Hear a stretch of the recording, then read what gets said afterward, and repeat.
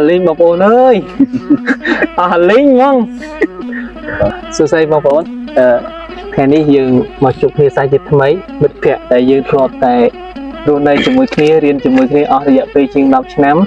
ហើយថ្ងៃនេះយើងមកពិសាទុរេននៅឯចំការផ្ទាល់តែម្ដង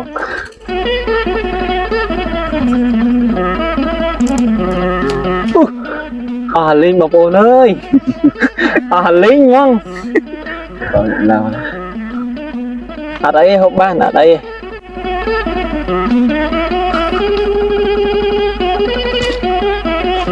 nhưng mẹ nè tu từ đấy bọc ôn ơi tại ai tu hộp ban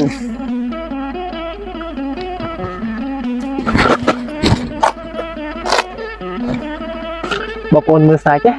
man thong à đi man thong trong tua mà bọc ôn dương mọc pizza tu renទាំងអស់គ្នាមិនងាយមានពេលវេលាបែបនេះទេបងប្អូនមួយឆ្នាំមានម្ដងទេមិនប្រកាសថាមួយឆ្នាំមានម្ដងទៀត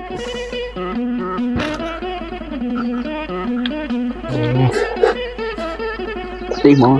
សាច់ផ្អែមឆ្ងាញ់ល្មួតឆ្នាំក្រោយបើសិនជាបងប្អូនត្រូវការទិញអាចតងបាន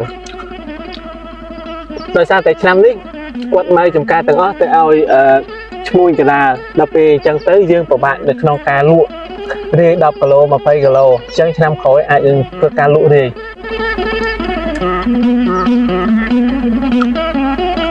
បងប្អូនមែនតើទៅត្រេនហ្នឹងគឺអត់មានក្រុមហ៊ុនជីថ្នាំណាមកមើលឲ្យទេគឺគាត់មើលដោយខ្លួនឯងផ្ទាល់ហើយការប្រើប្រាស់ជីក៏គាត់មិនដាក់លើសកម្រិតដែលញ៉ាំទៅ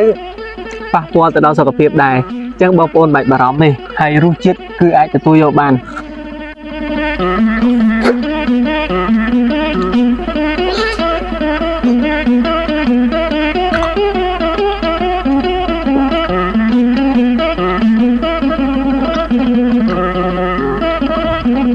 បងប្អូនឆ្នាំក្រោយតាក់ទងបាន10គីឡូ20គីឡូផ្អែមល្មួត